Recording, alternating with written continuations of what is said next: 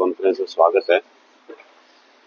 तो जैसा कि आप सभी को मालूम है कि आज सुबह है वो भारत द्वारा पाकिस्तान के जो आतंकी ठिकाने थे उनके ऊपर मिसाइल से अटैक किया गया है।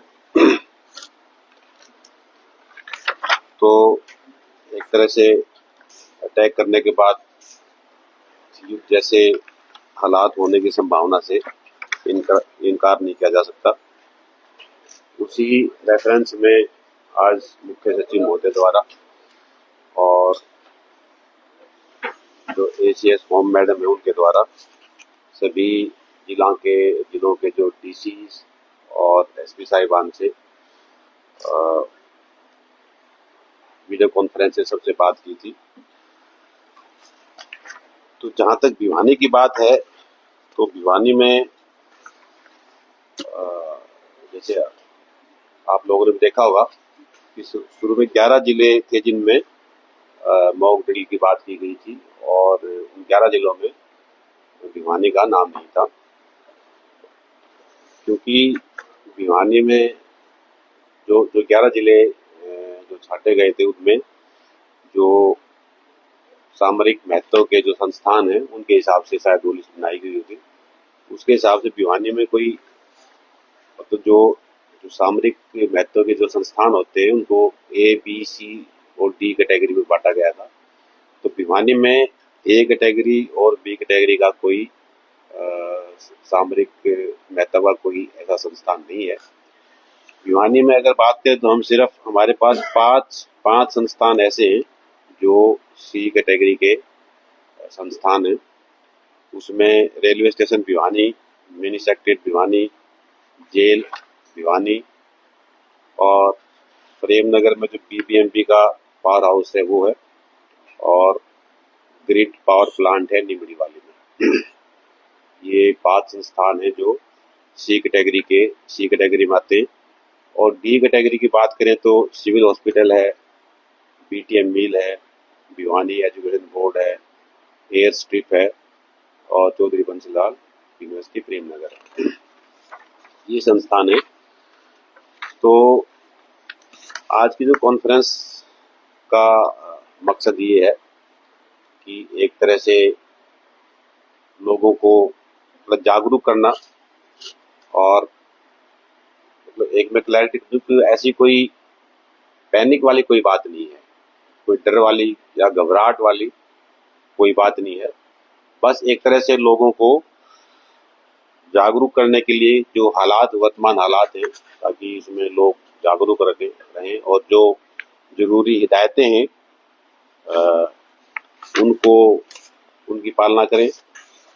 और पहले भिवानी में मॉक ड्रिल के आदेश नहीं थे, लेकिन अब ये हुआ कि सभी जो 22 के 22 जिले हैं वो अपने यहाँ जो भी संस्थागत जो भी ढांचा है हमारा उसको एक तरह से चुस्त दुरुस्त करने के लिए हम भी 4 बजे आज एक मॉक ड्रिल करेंगे जो प्रेमनगर में बीबीएमबी का पावर हाउस है उसमें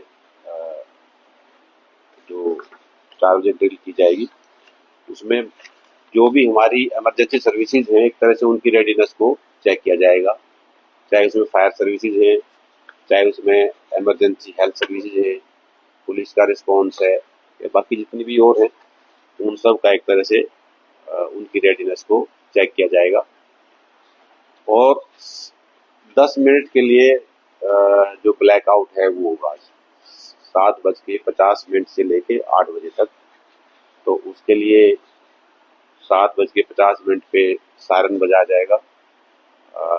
जो बीटीएम मिल में सायरन है वो भी बजवाएंगे और जो हमारे सेक्रेटरीट में है वो भी बजवाएंगे। और 8 बजे दोबारा बजाया जाएगा ये मैसेज देने के लिए कि ब्लैकआउट अब खत्म हो गया। ब्लैकआउट जैसे 7:50 में स्टार्ट होगा उस टाइम सायरन बजाएंगे और 8 बजे फिर दोबारा सायरन बजाएंगे, ये संकेत देने के लिए कि जो ब्लैकआउट है उसकी जो अवधि खत्म हो गई है। तो मेरा आप लोगों से यही रिक्वेस्ट है कि एक तरह से मीडिया में मैसेज देने के लिए कि किसी तरह की कोई पैनिक की, किसी तरह की कोई घबराहट की या कोई डर वाली किसी तरह की कोई बात नहीं है। तो लोगों को एक तरह से हमने जागरूक करना है। जहाँ तक प्रशासन की बात है, हमने लगभग होम गार्ड्स के वॉलंटियर्स हैं हमारे पास, 400 वॉलंटियर्स हैं। उनको एक तरह से हमने जो जो होम गार्ड्स है डिपार्टमेंट, उनको हमने एक तरह से साउंड कर दिया है। एनसीसी के हमारे पास जिला में 200 वॉलंटियर हैं। अगर हम सिर्फ स्कूल के बच्चों को छोड़ दें, कॉलेज और यूनिवर्सिटी की बात करें तो 800 बच्चे हैं। और जो ये मॉक ड्रिल है, ये 4 बजे से लेके जब तक भी चलेगी, ये मॉक ड्रिल की जाएगी। दूसरी मतलब अटैक के साथ साथ या मतलब कोई जो विदेशी ताकतें हैं उनकी तरफ से, उसके अलावा कोई इंटरनल जो उसकी मतलब संभावना को देखते हुए हमने एक तरह से जितनी भी हमारी फैसिलिटीज हैं उनको हमने करके वहाँ पे निगरानी भी हम बढ़ाएंगे। तो फिलहाल तो इतना ही था मेरी तरफ से। बाकी एसपी साहब से भी मैं रिक्वेस्ट करता हूँ कि इन्होंने कुछ इसमें ऐड करना हो तो एसपी साहब से भी रिक्वेस्ट।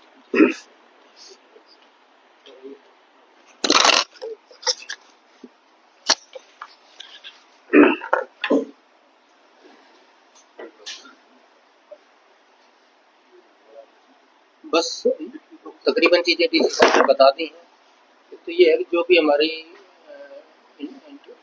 हमारी ड्रिल है, तो बेसिकली ये है कि अलार्म जब भी बजता है तो आमतौर पे 2 मिनट 3 मिनट 4 मिनट का समय रहता है स्ट्राइक में।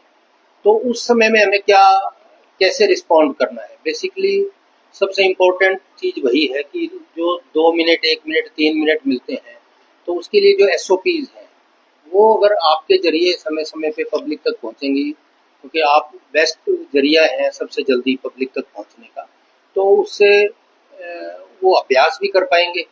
तो बहुत साल के बाद ये ड्रिल हो रही है, तो उनके और उसके अलावा जो अगर कुछ हो गया तो उसके बाद कैसे कैसे हम उनको जल्दी से जल्दी फर्स्ट एड या मेडिकल हेल्प जो पहुंचा सकते हैं उसको लेके रिलेटेड है। और बाकी सफिशिएंट नंबर है हमारे पास। अगर हम होमगार्ड और एनसीसी को क्लब कर लें और मिलके बहुत अच्छे से सारी ड्यूटियाँ होंगी। और ये जो सारी जो भी चल रही है वो इसीलिए है कि लोगों में कॉन्फिडेंस बिल्डिंग हो। और असल में कोई इतना चिंता की बात नहीं है, बस हम ड्रिल को दिल से ड्रिल मान के करें तो फ्यूचर में हमें बहुत ही हेल्प करेगी। सर, ये मॉक ड्रिल में सायरन बजने के अलावा क्या क्या एक्टिविटीज शामिल है? तो सायरन बजने के अलावा जो एक्टिविटीज हैं वो SOPs हैं कि पब्लिक को क्या क्या करना है क्या क्या नहीं करना, वो आपसे शेयर हो सकती है।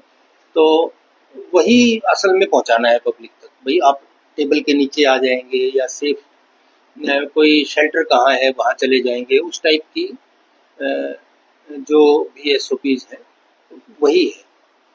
एक बार हो गया उसके बाद तो फिर बचाव के हैं। तो आप पहले हमले से पहले जब भी सायरन बजता है तो 2 मिनट 3 मिनट 4 मिनट का समय हमेशा मिलता ही मिलता है। आप देखेंगे वेपन को ट्रेवल करने में टाइम लगता है, किसी को भी लगता है, तो उस टाइम का रिस्पॉन्स टाइम हमें पब्लिक को मैक्सिमम एजुकेट करना है। 4 बजे के बाद स्टार्ट होती है मार्केट का क्या नहीं, मार्केट बिल्कुल खुली रहेगी। किसी तो हमने पहले ही स्पष्ट किया था कि किसी तरह का कोई डर घबराहट वाली बात नहीं है। मॉक ड्रिल का मतलब ये होता है कि जो भी हमारी व्यवस्थाएं हैं उनको हमने टेस्ट करना है। चाहे वो फायर सर्विसेज है कि फायर सर्विस का रिस्पॉन्स, मान लो इनके पास मैसेज आता है किसी चीज का तो ये कितने टाइम के अंदर रिस्पॉन्ड कर लें। ऐसे ही जो एम्बुलेंसेज हैं वो कितने टाइम में रिस्पॉन्ड कर रही है, ट्रैफिक पुलिस है वो कितने टाइम में रिस्पॉन्ड कर रही है। तो अगर वहां पे हमें कुछ गैप लगता है तो उसको हम फिर दुरुस्त कर लें। मॉक ड्रिल का मतलब ये होता है कि जो भी हमारी सरकारी सुविधाएं हैं, सरकारी व्यवस्थाएं हैं, उनको एक तरह से चेक कर लें कि भाई वो सारी सही है या नहीं है। अगर उनमें कहीं कोई कमी नजर आती है किसी भी तरह की तो उस कमी को दूर कर लिया जाए। मॉक ड्रिल का सिर्फ मतलब इतना है, इसके अलावा वो ज़्यादा कुछ नहीं है। सर ऐसी स्थिति में सोशल मीडिया पर काफी आपत्तिजनक चीजें आती है, तो उसके लिए कोई मॉनिटरिंग सिस्टम भी तैयार किया प्रशासन? आपत्तिजनक कैसे? जैसे कोई भी चीज जो सेंसेशन फैलाए, ऐसे कोई कंटेंट आता है तो उसका कोई मॉनिटरिंग सिस्टम भी तैयार किया है, क्योंकि ये काफी काम करती सूचना या सोशल मीडिया ट्रैकिंग रहती है हमारी। वो कहाँ का है कोई पर्टिकुलर, जैसे आपने बताया यूनिवर्सिटी है, नहीं पूरे डिस्ट्रिक्ट में है अवेयरनेस के लिए, और 2 या 3 या 4 पॉइंट ही सिलेक्ट करते हैं, उन्हीं पे एक सब डिवीजन में एक यहाँ पे एक पॉइंट हम सिटी में सर मॉक ड्रिल का मेन सेंटर किसको मान के चले, कहाँ? मॉक ड्रिल जैसे मैंने बताया प्रेमनगर में जो पावर हाउस है वहीं पे करेंगे, और अगर जरूरत पड़ी तो बाकी वो जो संस्थान है कल परसों अगर जरूरत पड़ी तो वहां भी करेंगे। सर जो लोग घरों में है वो क्या इस टाइमिंग के दौरान करें, 7 से 8 का या 7:50 से 8 का जो टाइम है, बस वो क्या? हाँ, वो 10 मिनट के लिए अपने ब्लैक आउट का मतलब है लाइट ऑफ करनी है, और जो जहाँ है वो उसी स्थिति में रहे। और अगर आप गाड़ी में ड्राइव कर रहे हैं तो गाड़ी साइड में लगा के आप उसको रोक लें, और जो आपकी हेडलाइट्स उनको बंद कर लें। बाकी जो सारी डिटेल्स हैं वो डीपीआरओ साहब उनको अपडेट कर रहे हैं, जो इन राइटिंग आई है वो आप सबको सर्कुलेट कर दिया जाएगा। ब्लैक आउट के दौरान सर लाइट को कट कर दिया जाए, ना कि घरों से अपील की जाए? नहीं, ये सबका कंट्रीब्यूशन है, यही अवेयरनेस है कि डू एंड डोंट्स है वो लोगों के लिए है, उनको भी भागीदार बनना है। जब ये सब मिलके काम करेंगे तो बच पाएंगे। अगर कोई भी है तो अभ्यास उस तरह से ही करना चाहिए।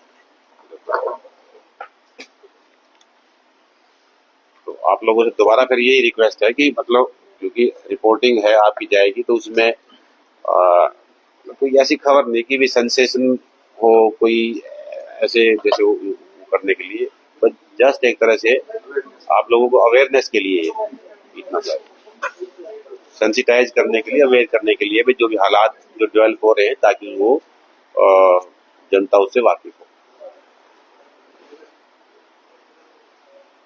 वैसे आप तक